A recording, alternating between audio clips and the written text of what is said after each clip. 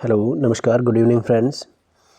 एक बार फिर से हम हाजिर आपके साथ में यूट्यूब की दुनिया पर। और एनसीईआरटी की जो हमने सीरीज़ शुरू की थी उससे आगे हम बायोलॉजी का जो ये चैप्टर है वो बायोलॉजिकल क्लासिफिकेशन जो हम डिस्कस कर रहे थे, तो उसके आगे हम कुछ ना कुछ और पढ़ेंगे आज और इम्पोर्टेंट क्वेश्चन आपको बताएंगे कि बायोलॉजिकल क्लासिफिकेशन यानी जैविक वर्गीकरण में क्या क्या चीज़ें इंपॉर्टेंट है जो एग्ज़ाम में क्वेश्चन के रूप में पूछी जा सकती है। दोस्तों, अभी जो एएलएम का एग्ज़ाम हुआ था या कमांडो का एग्ज़ाम हुआ था हरियाणा पुलिस का, उसमें से इस चैप्टर में और इस टॉपिक में जो आने वाला टॉपिक है उसमें से एक क्वेश्चन आया था, तो उसके बारे में भी आपको बता देते हैं और कौन से क्वेश्चन है इंपॉर्टेंट है जो आगे पूछे जा सकते हैं। तो आइए शुरू करते हैं हम आज का टॉपिक जो कि संबंधित है मोनेरा जगत से। कल हमने पढ़ा था भिन्न भिन्न प्रकार की वर्गीकरण प्रणाली के बारे में, तो आज का जो टॉपिक है वो हमारा रहेगा मोनेरा जगत। इससे जो क्वेश्चन पूछे जाते हैं वो आपको बता देता हूँ कि मोनेरा जगत जो है जीवों का, उसमें क्या क्या चीज़ें आती है। देखो, सभी प्रकार के जो जीवाणु हैं वो मोनेरा जगत में आते हैं। आपको ध्यान में रखना है, कोई भी जीवाणु हो किसी भी प्रकार का हो वो सभी मोनेरा जगत के अंतर्गत आते हैं।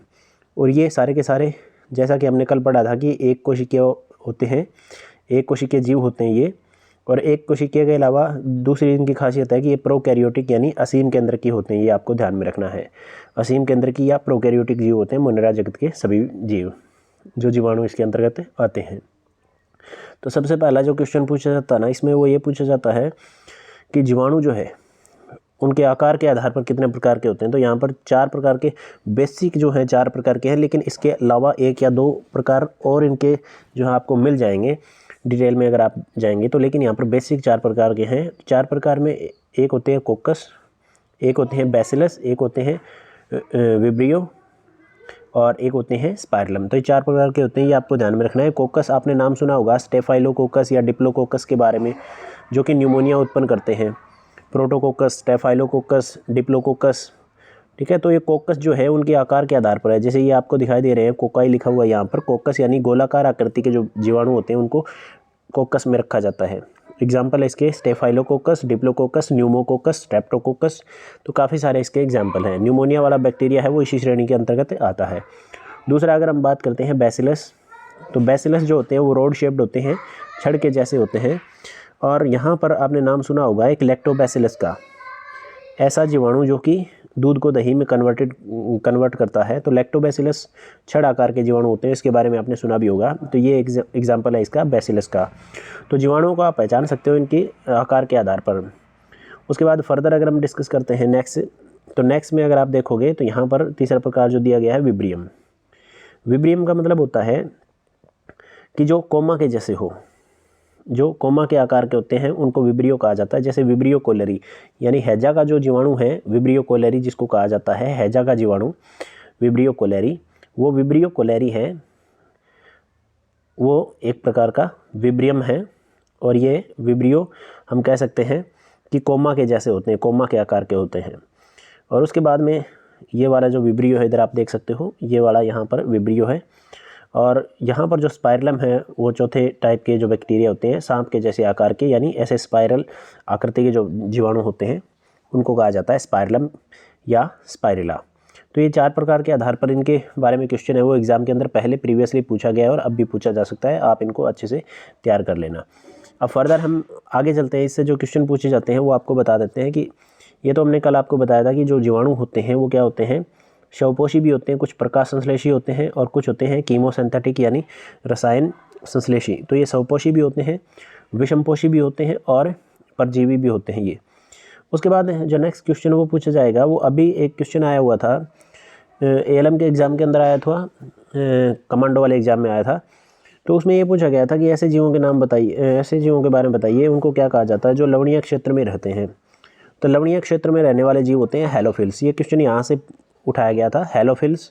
ये हैलोफिल लिखा हुआ है लेकिन यहाँ पर हैलोफिल्स होते हैं, ये आपको ध्यान में रखना है कि हैलोफिल्स जो होते हैं वो लवणीय क्षेत्रों में रहने वाले जीवों को कहा जाता है हैलोफिल्स।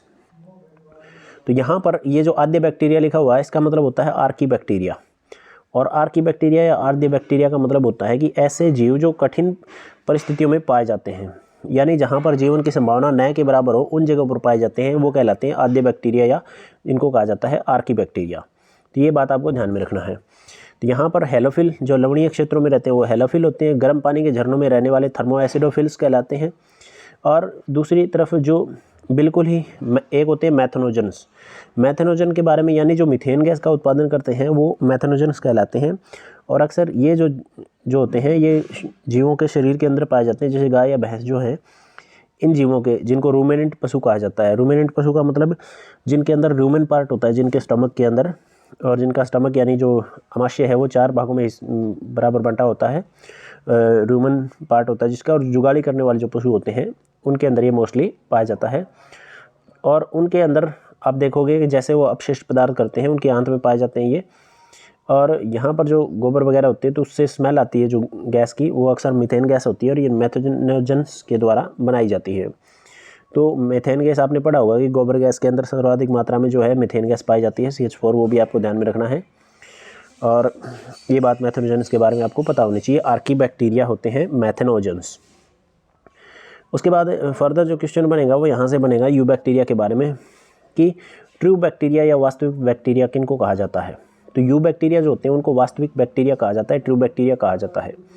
और साइनोबैक्टीरिया किस ग्रुप के अंदर आते हैं, तो इसी के अंदर आते हैं। साइनोबैक्टीरिया या नील हरित शैवाल है वो भी इसी में आते हैं, ये बात आपको ध्यान में रखनी है। और ये जो होते हैं साइनोबैक्टीरिया, ये प्रकाश संश्लेषी होते हैं। दूसरे अलावा इनके अलावा ये कीमोसिंथेटिक यानी रसायन संश्लेषी भी होते हैं, तो ये बात आपको ध्यान में रखनी है। इनके अंदर साइनोबैक्टीरिया जो होते हैं इनमें बहुत ही अलग अलग प्रकार के, जैसे कि नोस्टोक और एनबिना, ये आपको ध्यान में रखना है, नाइट्रोजन स्थिरीकरण करने वाले बैक्टीरिया होते हैं। इनके अंदर एक सिस्ट नाम की संरचना होती है, जैसे ये जो नाम दिखाया गया हेट्रोसिस्ट यानी सिस्ट, ये जो संरचना होती है यहाँ पर क्या करते हैं ये, इनके द्वारा ये पर्यावरण की जो नाइट्रोजन है उसको नाइट्रेट और नाइट्राइट जैसे यौगिकों में बदलते हैं। और ये अक्सर जो है दाल वर्गीय जो पौधे होते हैं उनके जड़ ग्रंथियों में पाए जाते हैं, जैसे चना वगैरह होते हैं, सरसों वगैरह होते हैं, जिनको लेग्यूमिनस प्लांट कहा जाता है। लेग्यूमिनस प्लांट कहा जाता है, लेग्यूमिनस पौधे कहा जाता है। उन लेग्यूमिनस पौधों की जड़ ग्रंथियों में पाए जाते हैं। तो ये काफ़ी इंपॉर्टेंट है। यहाँ पर नोस्टोक एनबिना जैसे जीवाणु, राइजोबियम का आपने नाम सुना होगा, तो ये सारे क्या हैं, नाइट्रोजन संश्लेषित करने वाले जीवाणु हैं। तो ये नाइट्रेट और नाइट्राइट अमोनिया जैसे पदार्थों में बदलते हैं नाइट्रोजन को। और इसके अलावा ये परपोषी बैक्टीरिया होते हैं। परपोषी का मतलब विषमपोषी बैक्टीरिया भी होते हैं इनमें। और सबसे बड़ा काम जो होता है इनका, ये अपघटक के तौर पर काम करते हैं। अपघटक का मतलब क्या करते हैं, ये चीज़ों को गलाने सड़ाने में महत्वपूर्ण भूमिका निभाते हैं। तो ये बात आपको ध्यान में रखना है भी, जो पदार्थों के गलने सड़ने की प्रक्रिया है वो किन के कारण होती है, बैक्टीरिया के कारण होती है, जीवाणुओं के कारण होती है, इसलिए इन्हें अपघटक कहा जाता है। तो इस प्रकार एक और इम्पोर्टेंट बात इनके बारे में हम ध्यान रख सकते हैं कि ये पर्यावरण को साफ रखने में बहुत इंपॉर्टेंट भूमिका निभाते हैं। ये बात भी आपको ध्यान में रखनी है कि पर्यावरण को साफ़ सुथरा बनाए रखने में ये इंपॉर्टेंट भूमिका निभाते हैं। बाकी इनके नुकसान देखें अगर हम, तो नुकसान ये हमारे अंदर काफ़ी सारी बीमारियां फैलाते हैं, पशुओं, मनुष्यों और फसलों सभी प्रकार में फैलाते हैं। तो आप इनमें से कुछ एक के नाम जानते होंगे। हैजा जो है विब्रियो कोलेरी के द्वारा फैलता है, टाइफाइड को जो है साल्मोनेला टाइफी के द्वारा, टिटनस जो होता है क्लोस्ट्रीडियम टिटनी के द्वारा, और सिट्रस कैंकर जो कि नींबूवर्गीय पौधों में बीमारी है, ज़ैंथोमोनास सिट्री के द्वारा फैलती है।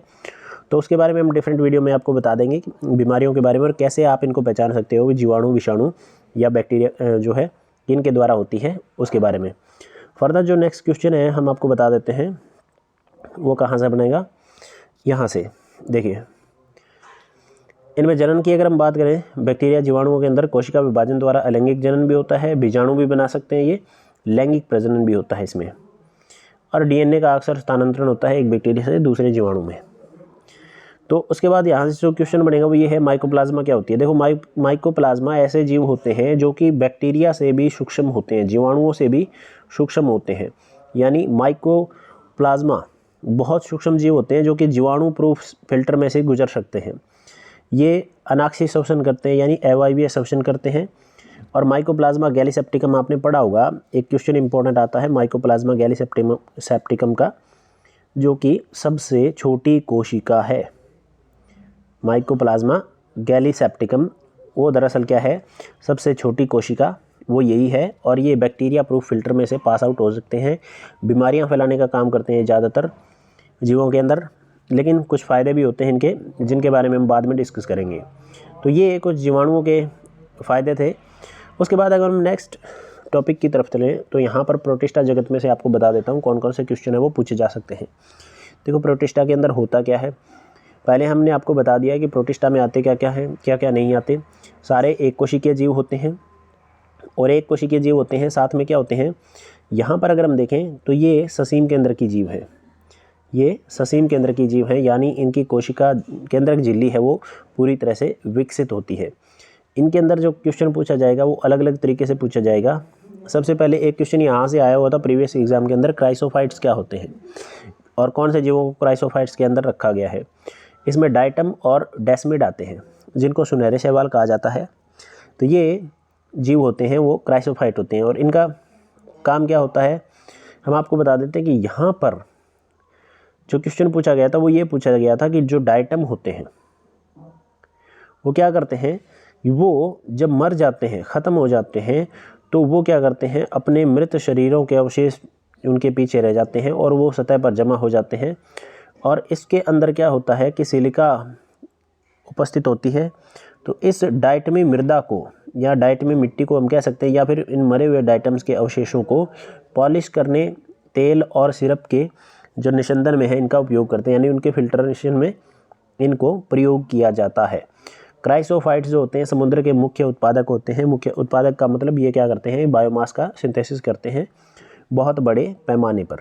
ये प्रश्न यहाँ पर इंपॉर्टेंट है। डाइटमस सॉइल जो होती है वो क्या होती है, या डाइटमी मृदा किसको कहा जाता है और इनका उपयोग कहाँ पर होता है। डाइटम्स आते हैं किसमें है, क्राइसोफाइट्स में आते हैं, प्रोटिस्टा वर्ग के अंदर, और डेस्मिड भी इसी में आते हैं। तो ये बात आपको ध्यान में रखनी है। नेक्स्ट अगर हम बात बता दें आपको, तो यहाँ पर जो इनका एक पार्ट है डाइनोफ्लैजिलेट। डाइनो को मतलब होता है दो, और फ्लैजिला मतलब धागेनुमा रचना होती है। फ्लैजिला क्या होती है, फ्लैजिला होती है कि धागेनुमा रचना, एक धागेनुमा रचना, ये उनको गति करने में सहायक होती हैं। किसी भी इन डाइनोफ्लैजिलेट्स के जीव को गति करने में सहायक धागे जैसी रचनाएं होती हैं जिनको फ्लैजिला कहा जाता है। और ये अलग अलग रंगों के होते हैं, जैसे हरा, भूरा, नीला या लाल। अब इसके बारे में अगर हम आपको बताएं तो ये आप देख सकते हो यहाँ पर डाइनोफ्लैजिलेट दो, कशाब, कशाब का मतलब क्या होता है, फ्लैजिला। तो ये धागे जैसी जो रचनाएं हैं यहाँ पर आपको दिखाई दे रही होंगी, ये क्या कहलाते हैं, इनके फ्लैजिला कहलाते हैं, ये तंतु से। और ये इसके बारे में पूछा जाता है कि डाइनोफ्लैजिलेट में अगर पूछा जाए कौन से जीव आते हैं तो आपको तुरंत ही समझ जाना चाहिए कि दो फ्लैजिला वाले जीव इसके अंदर आएंगे जो प्रोटिस्टा वर्ग से संबंध रखते हैं।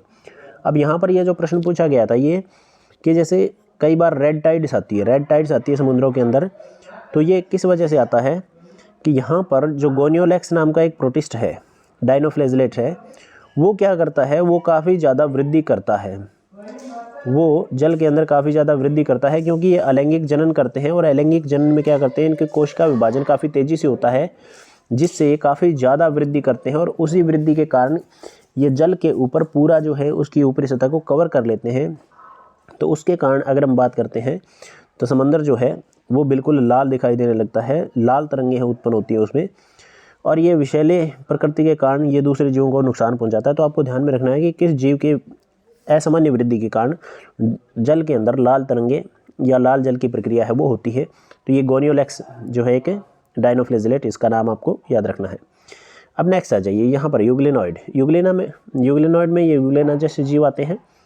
और आपको ध्यान में रखना है यूग्लिना जीव के बारे में जो प्रश्न पूछा जाता है वो ये पूछा जाता है कि ये जो है ये जीव पादप और जंतुओं के बीच का एक कनेक्टिंग लिंक है, यानी संबंध बताने वाला जीव है। यूग्लिनॉइड या यूग्लिना क्या है, एक पादप या जंतु के बीच में एक कनेक्टिंग लिंक है। आपको ध्यान में रखना है यूग्लिना, क्योंकि इसमें जो वर्णक पाए जाते हैं वो पौधों के समान होते हैं, जबकि ये प्रकाश संश्लेषण की प्रक्रिया है, जब सूर्य का प्रकाश उपस्थित नहीं होता तब नहीं कर पाता। तो ये एक विषमपोषी की तरह और शवपोषी दोनों की तरह व्यवहार करता है। और इसके बाहर जो एक प्रोटीन की परत होती है पेलिकल, ये प्रश्न पहले पूछा गया भाई, अभी एग्जाम जो हुए हैं रिसेंटली 2021 के अंदर, उसमें ये प्रश्न पूछा गया था पेलिकल के बारे में कि पेलिकल क्या होती है। एक प्रोटीन की परत होती है जो यूग्लिनॉइड्स यानी यूग्लिना के शरीर के चारों तरफ होती है, इसको ढकने का कार्य करती है, इसको सुरक्षा पहुंचाती है। तो आपको ये पेलिकल के बारे में ध्यान में रखना है। और दूसरा रखना है कि पादप और जंतु के बीच में एक कनेक्टिंग लिंक है, वो कौन सा जीव है, तो वो है यूग्लिना। क्यों है, अगर इसका कारण पूछ ले तो क्योंकि ये प्रकाश संश्लेषी भी होता है, सूर्य के प्रकाश की उपस्थिति में अपना भोजन बना सकता है, और जबकि प्रकाश उपस्थित ना हो तो ये परपोषी जीवों की तरह व्यवहार करता है। चलिए आगे नेक्स्ट जो है हम बता देते हैं आपको। ये अवपंक कवक लिखा है, इसका मतलब है स्लाइम माउल्ड। स्लाइम माउल्ड आप देख सकते हो, इस प्रकार की रचनाएं होती हैं। और ये क्या करते हैं, ये मृतपोषी होते हैं, मृतपोषी प्रोटिस्टा होती हैं, यानी गले सड़े पदार्थों पर जो है पलते हैं और अपना भोजन है उनसे प्राप्त करते हैं। अब यहाँ पर जो देखने वाली बात है वो क्वेश्चन ये है कि प्लाज्मोडियम, कई बार प्रश्न ये उठ जाता है कि प्लाज्मोडियम क्या है। अब प्लाज्मोडियम से सारे परिचित हैं कि मलेरिया का जो जीवाणु जो होता है, मलेरिया का जो प्रोटोजोआ उसको कहते हैं हम, जीवाणु नहीं है सॉरी, मलेरिया का जो वाहक है प्रोटोजोआ है वो क्या है, प्लाज्मोडियम है। लेकिन अगर आपको मलेरिया का ऑप्शन ना दे रखा हो कि प्रोटोजोआ है वो यहाँ पर ना दे रखा हो, तो आपको ध्यान में रखना है प्लाज्मोडियम एक और क्या होता है कि ये इन स्लाइम माउल्ड्स का समूह होता है। स्लाइम माउल्ड्स का समूह जो होता है उसको कहते हैं प्लाज्मोडियम। तो यहाँ पर कंफ्यूज नहीं होना, आपको ध्यान से क्वेश्चन को पढ़ना है। और जल्दबाजी में हम क्या करते हैं, अक्सर सभी बच्चे मोस्टली जिन्होंने सुना है कि प्लाज्मोडियम होता है वो क्या होता है, मलेरिया का प्रोटोजोआ होता है, मलेरिया फैलाने वाला जीव होता है, लेकिन यहाँ पर ऐसा नहीं है। प्लाज्मोडियम का अर्थ यहाँ पर दूसरा भी हो सकता है, जो कि स्लाइम माउल्ड के समूह को कहा जाता है। तो इम्पोर्टेंट प्रश्न है, आपको ये भी ध्यान में रखना है। अब फर्दर अंत में जो है यहाँ पर हम आ जाते हैं प्रोटोजोआ के बारे में बात कर लेते हैं। प्रोटोजोआ इस तरह की स्ट्रक्चर आपने देखी होगी, ये यहाँ पर ये पैरामीशियम है, चप्पल के जैसी आकृति होती है, आप देख सकते हो इसको, चप्पल के जैसी आकृति वाला पैरामीशियम है। तो ये भी इम्पोर्टेंट है, इसको आप ध्यान में रख सकते हो थोड़ा सा। अब फिर बात करते हैं प्रोटोजोआ की। तो प्रोटोजोआ क्या होते हैं, प्रपोषी जीव होते हैं, दूसरे जीवों से अपना भोजन प्राप्त करते हैं। अब इसमें भी जो प्रोटोजोआ है वो 4 प्रकार के होते हैं। एक होते हैं अमीबा के जैसे, तो आपने नाम सुना होगा एंटामीबा हिस्टोलिटिका, एंटामीबा हिस्टोलिटिका, जो एंटीमीबिस जो है अमीबिस डिसेंट्री फैलाते हैं। अमीबिक डिसेंट्री आपने नाम सुना होगा, जो कि हमारे पाचन तंत्र से संबंधित बीमारी है। अमीबिक डिसेंट्री एंटामीबा हिस्टोलिटिका से फैलती है, तो ये बात आपको ध्यान में रखना है। इसके अलावा अमीबा बचपन से पढ़ते आ रहे हैं, अमीबा ऐसा जीव होता है और अपना भोजन है प्राणी संभोजी विधि के द्वारा प्राप्त करता है, उसके बारे में प्रश्न पहले पूछा गया है। तो अमीबा और एंटामीबा, अमीबिया नाम लिखा होता है, अमीबा से आप समझ जाइएगा। उसके बाद नेक्स्ट जो है यहाँ पर कशाबी प्रोटोजोआ दे रखा है, तो इसके अंदर आपको ध्यान में रखना, कशाबी प्रोटोजोआ का एक उदाहरण है ट्रिपनोसोमा। ट्रिपनोसोमा गैम्बियंस जो होता है एक निद्रालु व्याधि नाम की बीमारी उत्पन्न करता है। सीसी फ्लाई जो होती है इसका वाहक होती है, और जो है trypanosoma gambiense African sleeping sickness कहा जाता है इस बीमारी को। इसके द्वारा जो बीमारी फैलती है उसको कहा जाता है अफ्रीकन स्लीपिंग सिकनेस। और ये मोस्टली हमें एक अगर हम मजाक के तौर पर देखें तो किताब उठाते हैं स्लीपिंग सिकनेस होती है, लेकिन वो वाली नहीं है ये। इस ट्रिपनोसोमा गैम्बियंस के काटने के कारण, या हम कह सकते हैं सॉरी, जो सीसी फ्लाई हमें काटती है तो ट्रिपनोसोमा गैम्बियंस है हमारी बॉडी के अंदर चला जाता है, और ये अफ्रीकन स्लीपिंग सिकनेस है वो कॉज करता है हमारी बॉडी के अंदर। तो ये बात आपको ध्यान में रखना, इंपॉर्टेंट प्रश्न है, पहले भी पूछा गया और अब रिसेंटली इसके बारे में क्वेश्चन आया हुआ था कि स्लीपिंग सिकनेस बीमारी है वो किसके कारण होती है, ट्रिपनोसोमा गैम्बियंस के कारण होती है। नेक्स्ट जो है हम बता देते हैं आपको, 3rd टाइप के हैं पक्षमापी प्रोटोजोआ, जिनको कहा जाता है सिलिएटेड प्रोटोजोअन। सिलिया क्या होती है, ऐसे छोटे छोटे बाल जैसे प्रवर्ध होते हैं, उनको कहा जाता है पक्षमाभ। तो ये गति में सहायक होते हैं जीवों की। और पैरामीशियम का उदाहरण आप देख सकते हो, पैरामीशियम जो अभी मैंने आपको बताया था चप्पल जैसी आकृति वाला जीव, तो वो सिलिएटेड होता है, पक्षमापी प्रोटोजोअन्स के अंदर आता है। तो ये इसका उदाहरण आपको याद में रखना है पैरामीशियम का, कि पैरामीशियम है किस प्रकार का प्रोटोजोआ है, वो पक्षमापी यानी सिलिएटेड प्रोटोजोअन है, सिलिएटेड प्रोटोजोअन या सिलिया वाला प्रोटोजोआ है ये बात आपको ध्यान में रखनी है। उसके बाद लास्ट वन आज का टॉपिक जो है स्पोरोजोआ, ये बात आपको ध्यान में रखनी है। स्पोरोजोआ 4थे प्रकार के प्रोटोजोआ हैं, और जिनमें सबसे ज़्यादा हम पढ़ते हैं वो है प्लाज्मोडियम के बारे में। ये प्लाज्मोडियम यहाँ पर अलग आ गया, एक प्लाज्मोडियम था हमने पीछे पढ़ा था, स्लाइम माउल्ड्स का समूह होता है। ये वाला जो मलेरिया का परजीवी है प्लाज्मोडियम, ये किस में आता है, ये आता है स्पोरोजोआ में। तो यहाँ पर प्रश्न है वो अलग से पूछा जा सकता है। मलेरिया का परजीवी है प्लाज्मोडियम, और एक होता है प्लाज्मोडियम स्लाइम माउल्ड्स यानी अवपंक कवक का समूह। ये प्लाज्मोडियम होते हैं, ये बीजाणु जैसी अवस्था में होते हैं और हमारी अंदर मलेरिया उत्पादन करते हैं या मलेरिया उत्पन्न करते हैं। मनुष्य के अंदर मलेरिया उत्पन्न करने वाले जीव हैं प्लाज्मोडियम। तो ये स्पोरोजोआ वर्ग के अंदर आते हैं, दोनों में आपको खास करके अंतर रखना है। तो यहाँ पर हमने आपको आज प्रोटिस्टा और मुनरा जगत के जो इम्पोर्टेंट क्वेश्चन थे वो आपको बताने की कोशिश की है। हमारी कोशिश जारी है, हम कोशिश करेंगे कि आपको HSSC के जो अपकमिंग एग्ज़ाम हैं उनके लिए इस NCERT के हर एक टॉपिक को क्लियरली आपको समझा सके। उम्मीद है कि आप इसको अच्छे से देखोगे और इसमें से जो क्वेश्चन हमने आपको सुझाए हैं उन क्वेश्चन की तरफ थोड़ा अच्छे से ढंग से ध्यान दोगे, ताकि आप अपने एग्ज़ाम की प्रिपरेशन है वो अच्छे से कर पाओ। तो नेक्स्ट वीडियो में हम नेक्स्ट टॉपिक के साथ में आएंगे, जिसमें फंजाई के बारे में और आपको बाकी प्लांटिया और एनिमलिया के इंपॉर्टेंट क्वेश्चन है उनके बारे में बताएंगे। पूरा सिलेबस है, उसके आधार पर हम आपको ये क्लियरली पूरी बुक का जो है एक शेड्यूल है वो हर एक वीडियो के द्वारा आपको बता देंगे और इम्पोर्टेंट क्वेश्चन है वो आपको बता देंगे। तो आप अपना रिस्पॉन्स है ज़रूर दीजिएगा वीडियो के प्रति। मिलते हैं हम नेक्स्ट टॉपिक के साथ में, नई वीडियो के साथ में। तब तक थैंक यू, जय हिंद।